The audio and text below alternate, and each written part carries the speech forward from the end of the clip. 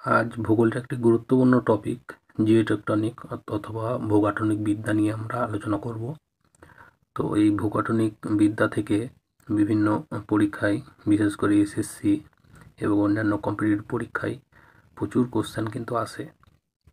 তো এখান থেকে আমরা আজকে আলোচনা করব।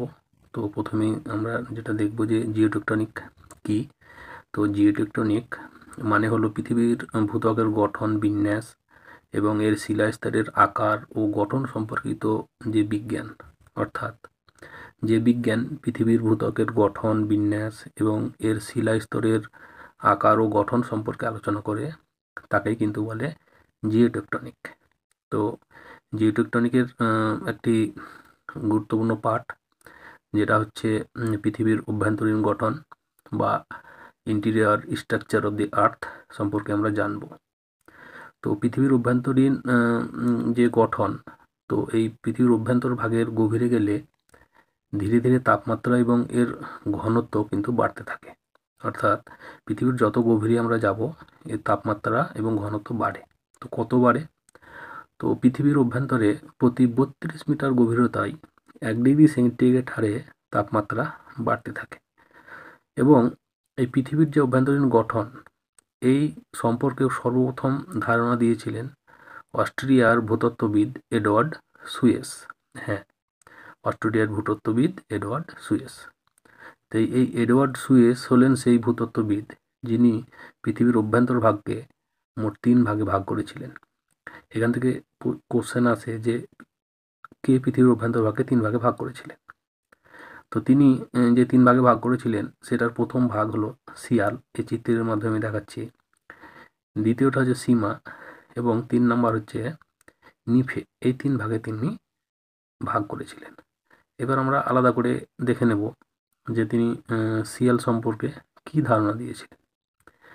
এডওয়ার্ড সুয়েস বলেছেন পৃথিবীর সবচেয়ে উপরের আবরণ হলো সিয়াল, অর্থাৎ যেখানে আমরা বসবাস করি। এই সিয়াল নামটা কেন হলো?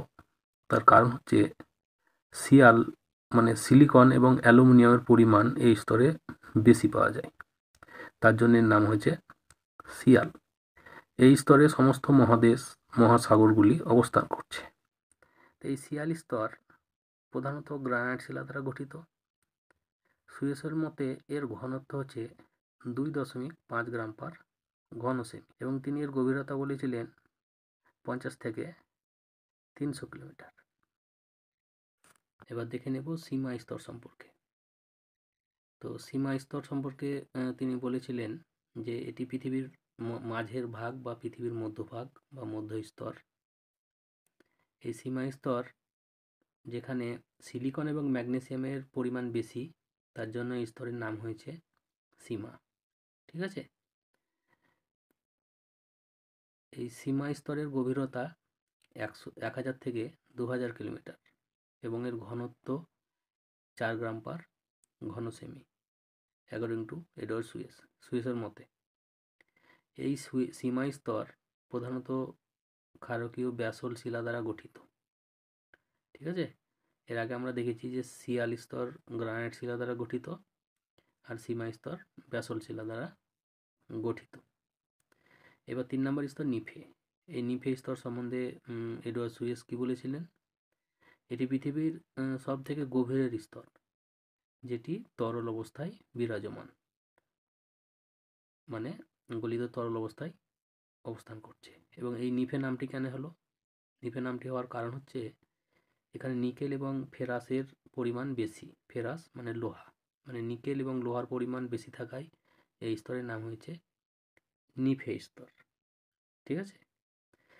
এই নিফে স্তর সম্পর্কে তিনি বলেছিলেন যে নিফে স্তরের ঘনত্ব হচ্ছে 11 গ্রাম পার ঘন সেমি, অর্থাৎ নিফে স্তরের ঘনত্ব 11 গ্রাম পার ঘন সেমি। এই এডওয়ার্ড সুয়েস আরও বলেছিলেন যে পৃথিবীর গড় ঘনত্ব 5.5 গ্রাম পার ঘন সেমি। এখানে একটি সংযোজন করব, তার আগে এবার পৃথিবীর যে অভ্যন্তরীণ বিভাগ, এই সম্পর্কে আসার আগে জানবো যে এডওয়ার্ড সুয়েসের ধারণাকে মান্যতা দিয়ে বা কাজে লাগিয়ে আধুনিক ভূতত্ত্ববিদগণ পৃথিবীর অভ্যন্তর ভাগকেও 3 ভাগে ভাগ করেছিলেন।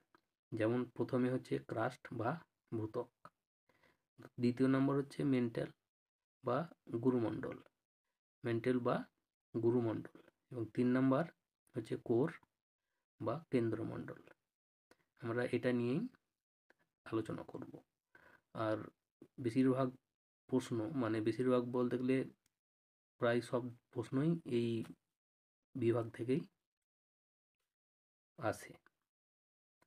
এই আধুনিক বিজ্ঞানীদের ধারণা অনুযায়ী চিত্রের মাধ্যমে দেখতে পাচ্ছ সব থেকে যে উপরের অংশ, সবুজ অংশ দেখতে পাচ্ছ, যেখানে আমরা বসবাস করছি সেটা ভূত্বক, এবং যেটা লাল দেখতে পাচ্ছ সেটা গুরুমণ্ডল, এবং সব থেকে ভিতরের যে হলুদ অংশ দেখতে পাচ্ছ সেটা হচ্ছে কেন্দ্রমণ্ডল।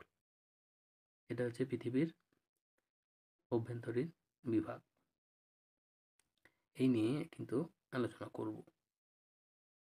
তো এতক্ষণ আমরা দেখলাম যে এডওয়ার্ড সুয়েজ পৃথিবীর অভ্যন্তরভাগকে 3 ভাগে ভাগ করেছিলেন। সেটা কি? সেটা তো তোমরা দেখলে। প্রথমটা ছিল কি, যে শিয়াল, তারপরটা ছিল সীমা, এবং সব থেকে ভিতরের যেটা সেটা হচ্ছে নিফে।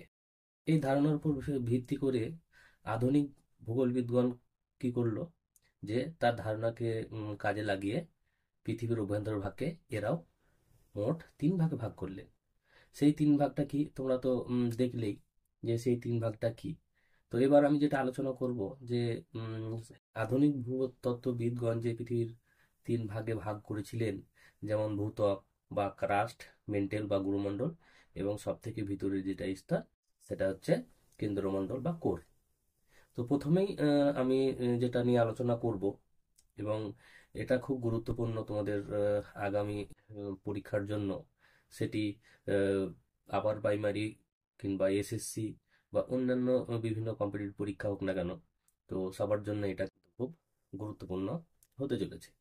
তো চলো দেখে নেওয়া যাক যে ভূত্বক বা পৃথিবীর সব থেকে উপরের যে অংশ, সেই ভূত্বক বা ক্রাস্ট সম্পর্কে। তো দেখো, চিত্রের মাধ্যমে দেখিয়েছি যাতে তোমরা সহজেই বুঝতে পারো এবং এটা মাথার মধ্যে থেকে যায়, এবং একটা কোশ্চেনও যাতে এখান থেকে ছাড়া না যায়, তার জন্য দেখো চিত্রের মাধ্যমে আমি এখানে দেখিয়েছি যে এই যে অংশ, এটা হচ্ছে ভূত্বক। ভূ এটা হচ্ছে ভূত্বক। দেখো এই ভূত্বকটা কত দূর অবধি বিস্তৃত। দেখো এই যে দেখতে পাচ্ছ, এই আমি তোমাদেরকে দেখাচ্ছি, এই যে চিত্রটা অঙ্কন করা আছে, এই মোটামুটি এই এই এত এই অংশটা হচ্ছে পুরোটাই ভূত্বক। এটা ওখানে একটা উচ্চতাও দেওয়া আছে, এই 0 থেকে 30 কিলোমিটার যে অংশ, এটা হচ্ছে ভূত্বক। তো এই ভূতত্ত্ব বিজ্ঞানীগণ কি করেছেন, দুভাগে ভাগ করেছে, দুভাগে ভাগ করেছিলেন। একটা হচ্ছে শিয়াল এবং একটা হচ্ছে সীমা। তো এখানে বোঝার ব্যাপার হচ্ছে যে শিয়াল এবং সীমা। দেখো এখানে আমি সবুজ যে সরি নীল যে ওয়াটার কালার ব্যবহার করেছি। এই যে দেখতে পাচ্ছ এই অংশটা, এটা হচ্ছে সমুদ্র বা ওশিয়ানকে দেখানো হয়েছে, ওশিয়ান বা সমুদ্র। আর এইটা হচ্ছে কন্টিনেন্টাল বা মহাদেশীয় ভূত্বক। তো এখানে বোঝার বিষয় হলো যে পৃথিবীর সব থেকে উপরের আবরণ, যেটি ক্রাঞ্চি বা ভুরভুরে। দেখো ক্রাঞ্চি পিৎজা দেখেছো, পিৎজার উপরের যে আবরণ সেটা কিরকম হয়, নরম এবং ভুরভুরে টাইপের হয়। ঠিক সেরকম ভূত্বকের যে আবরণ, ভূত্বক যে অংশটা, সেটা একদম ভুরভুরে নরম এবং ক্রাঞ্চি। সেটা কেন, সেটা যখন প্লেট টেকটনিকের ক্লাস নেব তখন সুন্দরভাবে বোঝাবো। তো এটাই জেনে রাখো যে পৃথিবীর যে উপরে আবরণ সেটা নরম এবং ক্রাঞ্চি। ঠিক আছে, সেখান থেকে কিন্তু ক্রাস্ট নামটা এসেছে। ঠিক আছে, তো ভূত্বকের দুটো অংশ, একটা হচ্ছে শিয়াল এবং একটা হচ্ছে সীমা। তা শিয়াল কোনটা? শিয়াল হচ্ছে যে পৃথিবীর যে আবরণ ভূত্বক, যেখানে মহাদেশগুলি অবস্থান করছে, সেটা হচ্ছে শিয়াল। তাহলে সীমা কোনটা? সীমা হচ্ছে এই যে জল, বললাম না যেসব মহাসাগর গুলো অবস্থান করছে, এটা হচ্ছে সীমা। এই যে অংশটা, এটা হচ্ছে, এই যে দেখতে পাচ্ছ করা আছে একটা দাগ দিয়ে, এটা এটা হচ্ছে সীমা। SIMA, সীমা বা সীমা। তাহলে সিয়াল কোনটা? সিয়াল হচ্ছে এই যে মহাদেশীয় ভাগ, যেখানে সমস্ত মহাদেশ অবস্থান করছে, সেটা হচ্ছে সিয়াল। তাহলে আমি কি বললাম, যে আধুনিক ভূতত্ত্ববিদদের ধারণা অনুযায়ী পৃথিবীর সব থেকে উপরের যে আবরণ, যেটা নরম,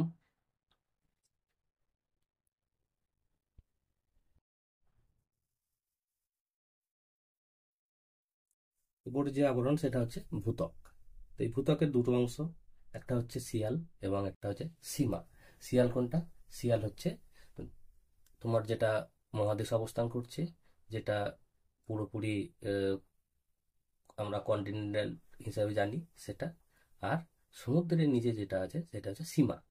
তো এখানে প্রশ্ন হচ্ছে যে তাহলে পৃথিবীর ভূত্বকের গভীরতা কত?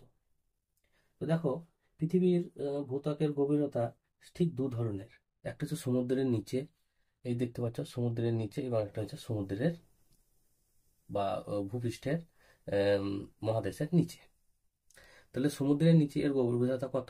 সমুদ্রের নিচে এর গভীরতা হচ্ছে 5 থেকে 10 কিমি। 5 থেকে 10 কিমি। সমুদ্রের নিচে এর গভীরতা হচ্ছে 5 থেকে 10 কিমি। তাহলে মহাদেশের নিচে কত? এর মহাদেশের নিচে এর গভীরতা জানো? এর গভীরতা হচ্ছে 30 থেকে 60 কিমি। 30 থেকে 60 কিমি, বুঝতে পারছো? 30 থেকে 60 কিমি।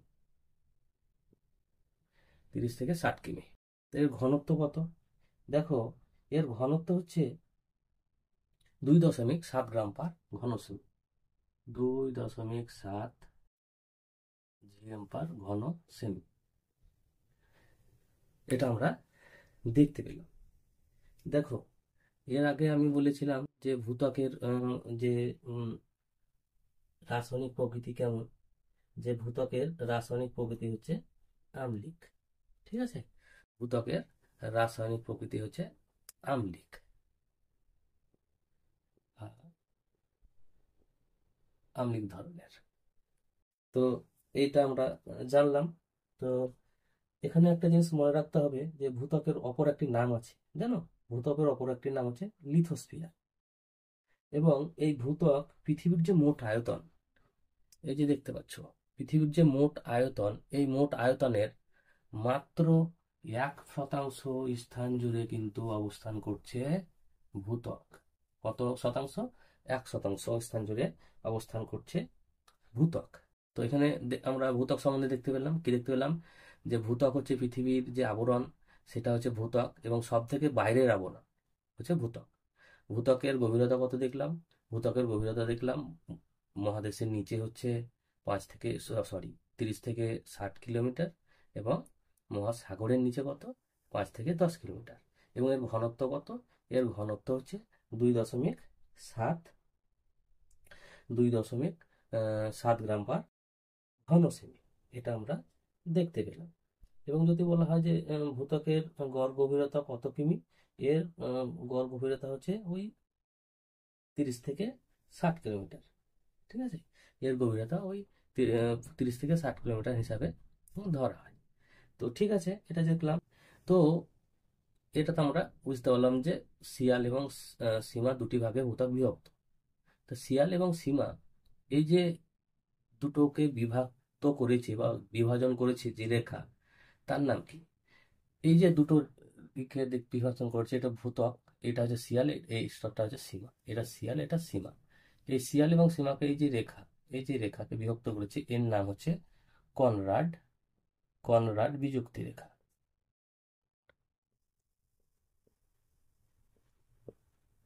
কনরাড বিযুক্তি রেখা। তো দেখো, এই কনরাড বিযুক্তি রেখা, এই যে বিযুক্তি রেখাগুলো আছে, ঠিক আছে, বা এগুলোর নাম কিন্তু যে বিজ্ঞানী এটা আবিষ্কার করেছেন তাদের নাম অনুসারে কিন্তু এটা করা হয়েছে। তো অনেক সময় কোশ্চেন পড়ে যে বিযুক্তি রেখাগুলো কি কোনো আবিষ্কর্তাদের নাম অনুসারে করা হয়েছে? তো অবশ্যই উত্তর হবে হ্যাঁ। তো প্রথম যে উম, ভূত্বক এবং ভূত্বক সম্বন্ধে আলোচনায় যে বিযুক্তি রেখা পেলাম, সেটা হচ্ছে কনরাড বিযুক্তি রেখা।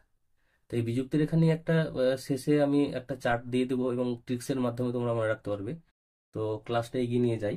ওই বাকি বিযুক্তি রেখা সম্বন্ধে আমি এখানে বলবো, এবং পরবর্তীতে ক্লাসের শেষে একটা চার্টের মাধ্যমে সহজে বোঝানোর চেষ্টা করবো শুধু। তো ভূত্বক সম্বন্ধে আমরা জেনে নিলাম, আশা করছি এখানে বোঝার কিছু নেই। তো তারপরে আমরা আসবো যে ভূত্বকের পরে বা ভূত্বকের নিচে যে স্তর অবস্থান করছে সেই স্তরের নাম আমরা জানি, এবং সেই সম্বন্ধে আমরা আজকে আলোচনা করছি।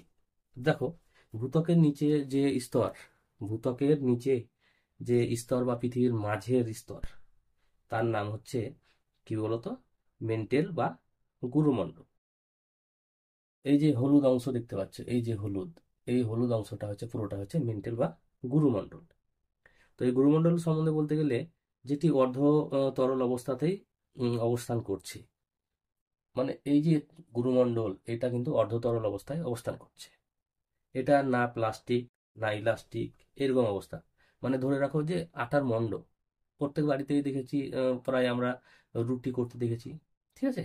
তো ওই রুটি করার সময় কি হয়, গমের আটা, যেটা আমরা সচরাচর দেখতে পাই যে গমের আটার যে একটা মণ্ড তৈরি করা হয়, ওই মণ্ডর যে তৈরি করার সময় যে ওর যে অবস্থা, বুঝতে পারছো? না একদম গলে গেছে, না একদম শক্ত, ঠিক ওই মণ্ডের মতোই কিন্তু এটা অবস্থান করে, গুরুমণ্ডলটা। তো এই স্তরের আগ্নেয়গিরির মুখ দিয়ে ম্যাগমা বেরিয়ে আসে। তো এই যে স্তর, আমরা কি দেখলাম যে এই যে স্তর, এই স্তর থেকে কিন্তু আগ্নেয়গিরির ম্যাগমা বেরিয়ে আসে, ঠিক আছে? তো এই স্তরের কোথা থেকে বেরিয়ে আসে সেটা একটা ব্যাপার আছে। এটা তো পুরোটাই গুরুমণ্ডল, দেখতে পাচ্ছ? এটা হচ্ছে গুরুমণ্ডল। তো গুরুমণ্ডলের আবার দুটো ভাগ, একটা হচ্ছে আপার মেন্টাল বা ঊর্ধ্ব গুরুমণ্ডল, আর নিচেরটা হচ্ছে লোয়ার মেন্টাল বা নিম্ন গুরুমণ্ডল, ঠিক আছে? তো এই ঊর্ধ্বগুরুমণ্ডল, এটারও আবার একটা নাম আছে, অ্যাস্থনোস্ফিয়ার। এই ঊর্ধ্বগুরুমণ্ডলকে বলা হয় অ্যাস্থনোস্ফিয়ার। এর আবার আর একটি নাম আছে, সেটা হচ্ছে ক্রোফেসিমা, আর নিচেরটা হচ্ছে নিফেসিমা। এগুলো পরপর আমি আসছি, গুলিয়ে যাবে।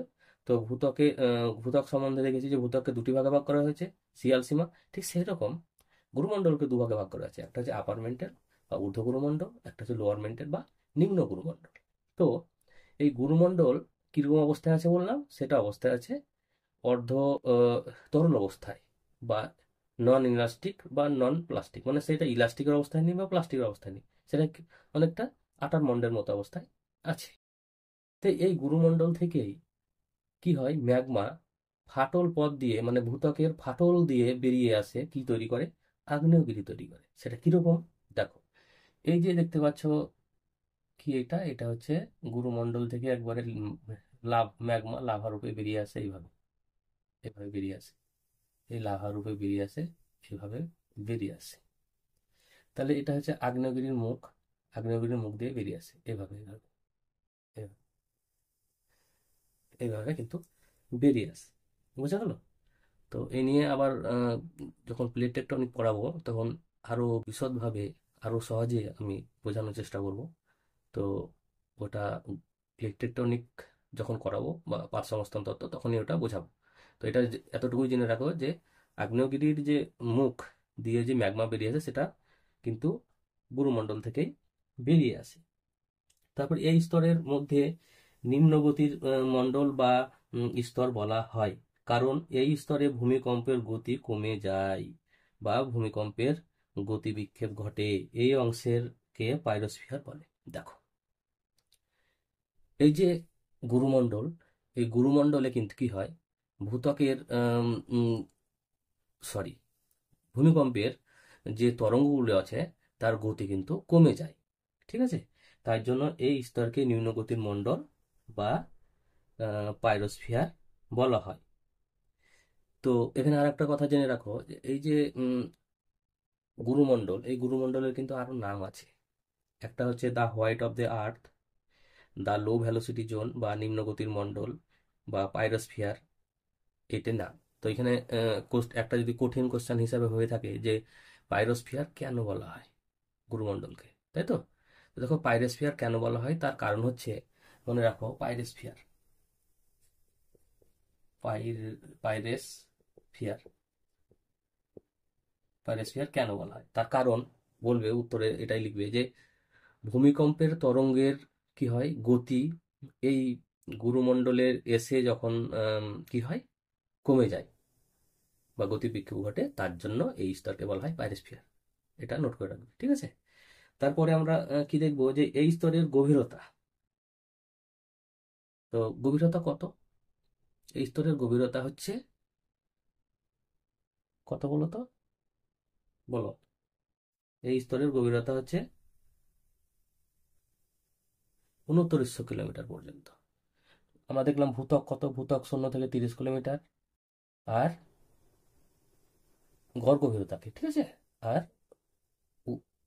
গুরুমণ্ডলের গভীরতা কত, ওই 30 থেকে 2900 কিলোমিটার, মানে ভূ অভ্যন্তরের গভীরে 2900 কিলোমিটার অবধি অবস্থান করছে কি, বলো, গুরুমণ্ডল। গুড, সেটা হচ্ছে গুরুমণ্ডল। তো এবার আমরা দেখলাম যে গুরুমণ্ডলের দুটি অংশ, একটা হচ্ছে ঊর্ধ্ব গুরুমণ্ডল, একটা হচ্ছে নিম্ন গুরুমণ্ডল। তো দেখো, ঊর্ধ্ব গুরুমণ্ডল এবং নিম্ন গুরুমণ্ডলকে ভাগ করেছে যে একটি অদৃশ্য রেখা বা কাল্পনিক রেখা। সেই স্তরটাকে বলে, সেই যে কাল্পনিক রেখা, তার নাম কি জানো? তার নাম হচ্ছে, বলো, তার নাম হচ্ছে রেপিটি বিযুক্তি রেখা। কি? রেপটি, রেপিটি বিযুক্তি, রেপিটি বিযুক্তি এটা বলা হয়, ঠিক আছে। একে বলছে রেপিটি বিযুক্তি রেখা। তো আবার এর সম্বন্ধে আরেকবার রিপিট করে দেই, যে পৃথিবীর অভ্যন্তর ভাগের মাঝের স্তর হচ্ছে কি, মাঝের স্তর হচ্ছে গুরুমণ্ডল, যেটি অর্ধতরল অবস্থায় অবস্থান করছে, আটার মণ্ডের মতো।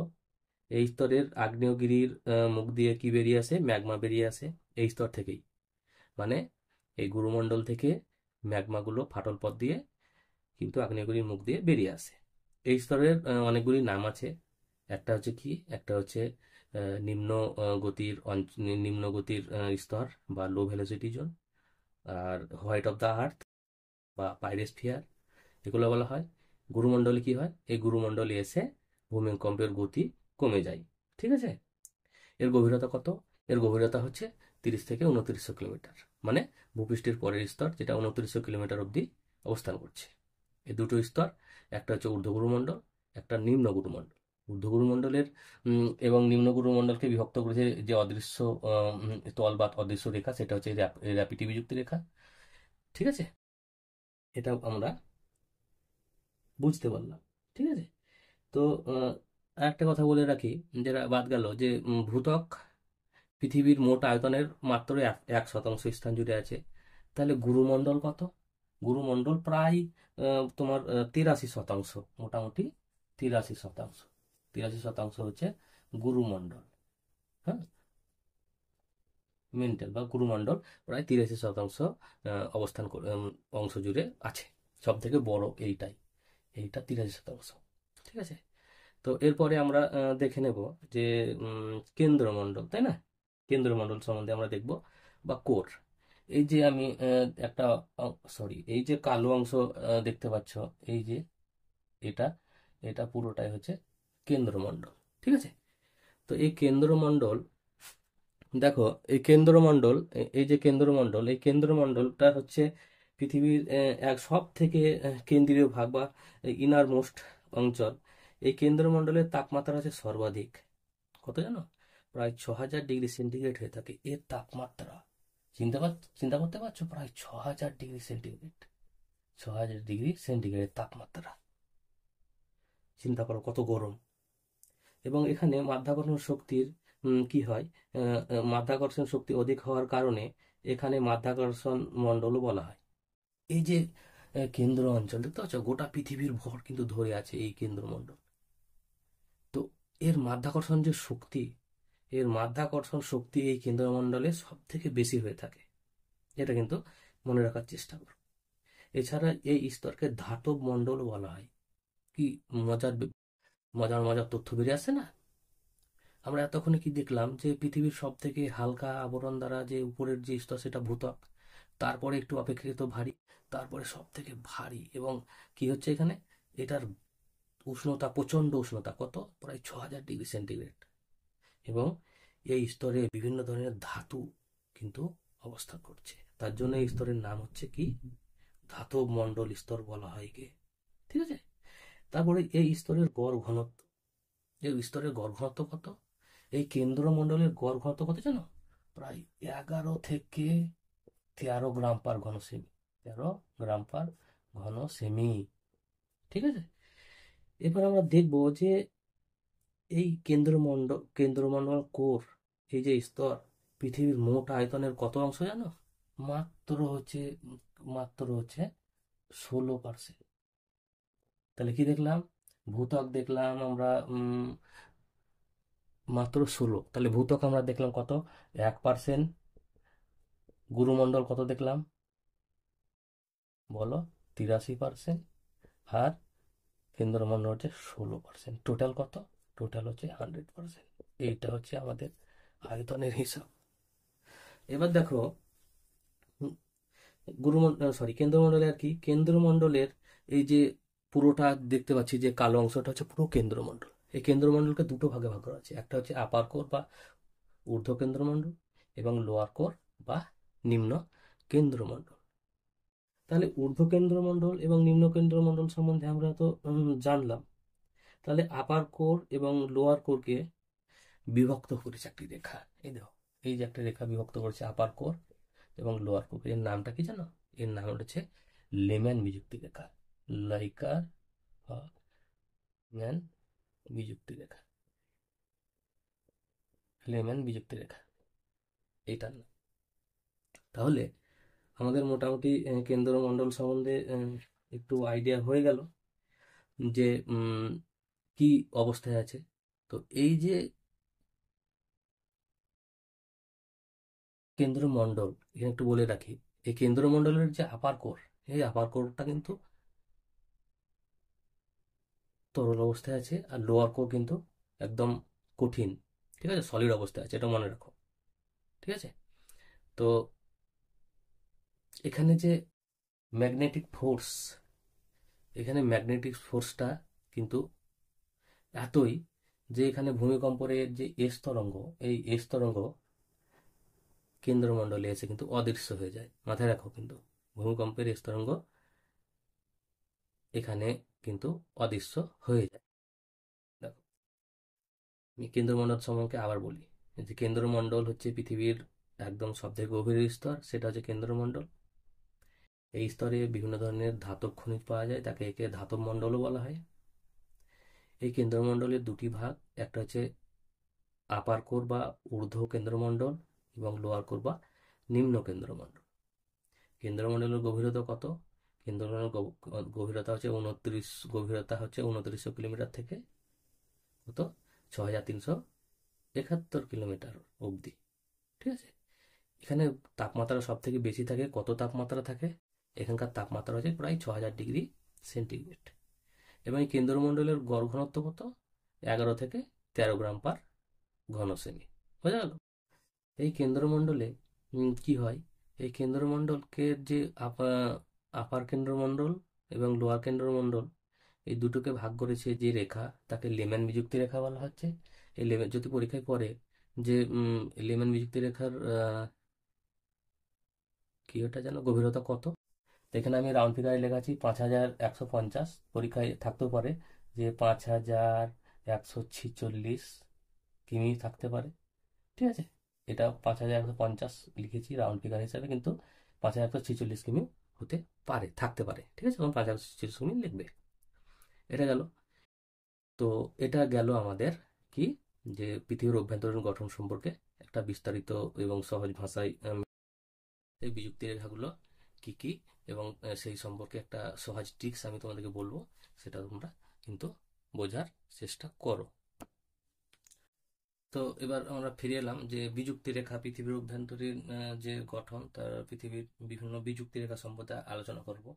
তো বিযুক্তি রেখা, ঠিক আছে, বিযুক্তি রেখা সম্পর্কে বিযুক্তি রেখা বা ডিসকন্টিনিউটি,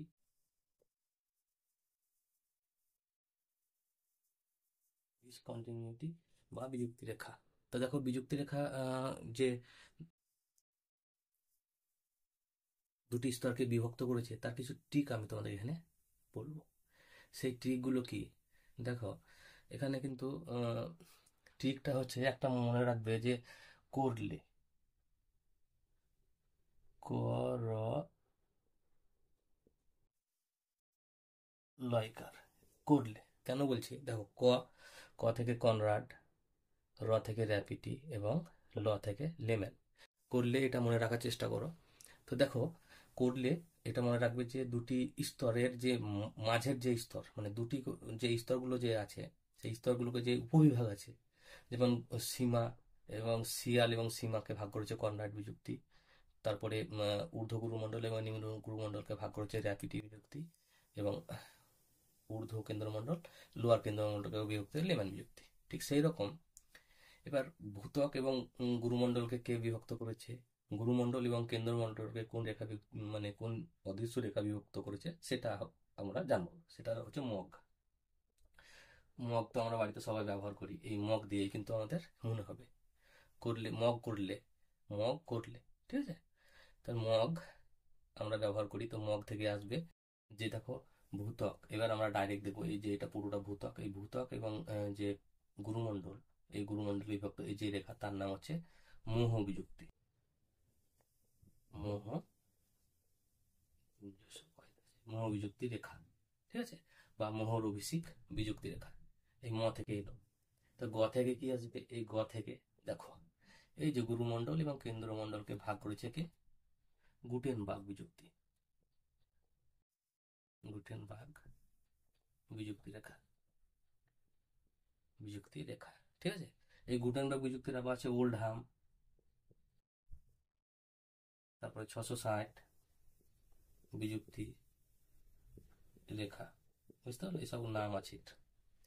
তো দেখো, এবার দেখো পৃথিবীর যে অভ্যন্তরীণ বিভাগ এবং সেই অভ্যন্তরীণ বিভাগের এক একটা স্তরকে, ঠিক আছে, যে তল বা যে অদৃশ্য রেখা বিভক্ত করেছে, তাকে কিন্তু আমরা বলি বিযুক্তি রেখা বা ডিসকন্টিনিউটি।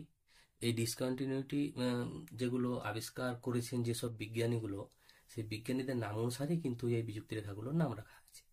যেমন ভূবিজ্ঞানী কনরাড, ঠিক আছে, ভূবিজ্ঞানী কনরাড সিয়াল এবং সীমা, মানে ভূত্বকের দুটি বিভাগ সিয়াল এবং সীমাকে ভাগ করেছে, সিয়াল ভূত্বক এবং সীমা ভূত্বককে আলাদা করেছে যে অদৃশ্য রেখা, তার নাম হচ্ছে কনরাড বিযুক্তি রেখা।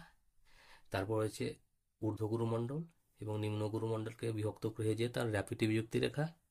তারপরে তোমার যদি বলে যে ঊর্ধ্ব কেন্দ্রমণ্ডল এবং নিম্ন কেন্দ্রমণ্ডলকে ভাগ করেছে কে, লেম্যান বিযুক্তি রেখা, ঠিক আছে। এবং গুরুমণ্ডল এবং ভূত্বক, অর্থাৎ ভূত্বক এবং গুরুমণ্ডলকে যে ভাগ করেছে কি, মোহর অভিষেক বিযুক্তি রেখা। এটা বলতে পারে যে সিয়াল এবং সিয়াল ভূত্বক এবং ঊর্ধ্ব গুরুমণ্ডলকে যে রেখা বিভক্ত করেছে সেটাকে মোহর অভিষেক বিযুক্তি রেখা, বা ভূত্বক এবং ঊর্ধ্ব গুরুমণ্ডলকে বিভক্ত করেছে কে, সে হচ্ছে মোহর অভিষেক বিযুক্তি রেখা। বোঝার চেষ্টা করো, ঠিক আছে। তারপরে দেখো যে নিম্ন গুরুমণ্ডল এবং ঊর্ধ্ব কেন্দ্রমণ্ডলকে বিভক্ত করেছে কোন রেখা, সেটা হচ্ছে গুটেনবার্গ বিযুক্তি রেখা। আবার যদি বলে গুরুমণ্ডল এবং কেন্দ্রমণ্ডলকে বিভক্ত করেছে যে রেখা, তার নাম কি, তার নাম হচ্ছে গুটেনবার্গ বিযুক্তি রেখা। বোঝা গেল ব্যাপারটা? হ্যাঁ, এইভাবেই। তো এটা আমি বোঝানোর চেষ্টা করলাম। মগ, এটা রাখবে, মগ হচ্ছে ট্রিক্স, মগ থেকে মোহ বিযুক্তি, গ থেকে হচ্ছে গুটেনবার্গ বিযুক্তি। করলে, ক থেকে কনরাড, র থেকে র্যাপিটি এবং ল থেকে লেম্যান বিযুক্তি রেখা। আশা করছি তোমাদের এটা অনেকটা ক্লিয়ার হয়ে গেল। এবার চলো প্রথম থেকে একটু আরেকবার মানে রিপিট করে নেই, যাতে এটা তোমাদের অবশ্যই মনে থাকে আর কখনো ভুলে না যাও। তো প্রথম থেকে আমি আরেকবার বলে দিই, ঠিক আছে। তো এই প্রথমে আমরা বলবো যে পৃথিবীর যে অভ্যন্তরীণ বিভাগ, ঠিক আছে, পৃথিবীর যে অভ্যন্তরীণ বিভাগ, এবং এই যে বিভাগটা প্রথম করেছিলেন কে, পরীক্ষায় বারবার বলছি, পরীক্ষায় এই কোশ্চেনটা আসে যে পৃথিবীর যে অভ্যন্তরীণ বিভাগ তিন ভাগে বিভক্ত করেছিলেন বা প্রথম ধারণা দিয়েছিলেন কে, সেটা হচ্ছে অস্ট্রেলিয়ার বিজ্ঞানী কে, এডওয়ার্ড সুয়েস। দ্বিতীয়টা হচ্ছে কি, পৃথিবীর অভ্যন্তরে আমরা যত নিচে যাব তার গভীরতা তো বাড়তে থাকে এবং কি হয়, তার উষ্ণতা কিন্তু কমতে থাকে।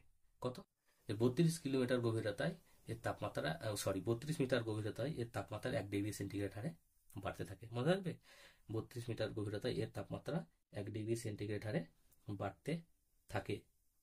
এবং এটি পৃথিবীর যে গঠন সম্পর্কে সর্বপ্রথম ধারণা দিয়েছিলেন এডওয়ার্ড সুয়েস, মনে রাখি কিন্তু। তিনি পৃথিবীর অভ্যন্তরভাগে 3 ভাগে ভাগ করেছিলেন, ঠিক আছে। কি, একটা হচ্ছে শিয়াল, সীমা এবং নিফে, মনে থাকবে। এবং শিয়াল, সীমা, নিফে কেন বলেছি সেগুলো তো বলেছি, তোমরা দেখেছো। তো ঠিক আছে, ওটাতে আর যাবো না। তারপরে আসছি যে তিনি শিয়াল, সীমা সম্বন্ধিত আলোচনা, ওটা আমি তোমাদেরকে বলেছি, ওটা নিয়ে আর বেশি আলোচনা করবো না। এবার আমরা ডাইরেক্ট যেটা বলবো সেটা হচ্ছে আধুনিক ভূতত্ত্ববিদগণ সুয়েসের যে চিন্তাধারা, সুয়েসের যে বিভাগ, এগুলোকে পর্যালোচনা করে পরবর্তীতে আধুনিক বা বর্তমান ভূতত্ত্ববিদগণ পৃথিবীর অভ্যন্তর যে বিভাগ তাকে কিন্তু তিন ভাগে ভাগ করেছিলেন। একটা হচ্ছে ভূত্বক, একটা গুরুমণ্ডল এবং একটা কেন্দ্রমণ্ডল, এই তিন ভাগে ভাগ করেছিলেন। তো আমরা প্রথমে আমরা দেখবো যে গুরুমণ্ডল সম্পর্কে, ভূত্বক সম্বন্ধে জানবো। ভূত্বক উপরের, পৃথিবীর সব থেকে উপরের আবরণ, যে আবরণটা হচ্ছে ভুরভুরে টাইপের এবং নরম, সেটা হচ্ছে ভূত্বক। এবার যেখানে এখানে কি হয়, এখানে সমস্ত ধরনের মহাসাগর, সাগর, তারপরে হচ্ছে মহাদেশ এবং এগুলো অবস্থান করছে। তো পৃথিবীর যে স্তরে মহাদেশগুলো অবস্থান করছে তাকে মহাদেশীয় ভূত্বক বলা হয়। এই মহাদেশীয় ভূত্বক সাধারণত গ্রানাইট শিলা দ্বারা গঠিত। এবং মহাসাগরীয় ভূত্বক যেটা হচ্ছে মহাসাগরের নিচে অবস্থান করছে তাকে বলছে মহাসাগরীয় ভূত্বক। এই ভূত্বকের গভীরতা হচ্ছে প্রায় 0 থেকে 30 কিলোমিটার অবধি ধরা হয়। কিন্তু মহাসাগরের নিচে এর গভীরতা আছে 5 থেকে 10 কিলোমিটার, মহাসাগরের নিচে 5 থেকে 10 কিলোমিটার, এবং মহাদেশের নিচে এর গভীরতা হচ্ছে কত, 30 থেকে 60 কিলোমিটার, মনে রাখবে। ঠিক আছে। তারপরে আমরা দেখব যে ভূত্বক এবং গুরুমণ্ডলকে, ভূত্বক এবং ভূত্বক এর যে দুটো অংশ শিয়াল এবং সীমাকে ভাগ করেছে কনরাড বিযুক্তি রেখা, দুবার বললাম এতে না ভুল হয়। তারপরে দেখবো যে গুরুমণ্ডলের দুটো ভাগ, একটা হচ্ছে ঊর্ধ্ব গুরুমণ্ডল এবং নিম্ন গুরুমণ্ডল।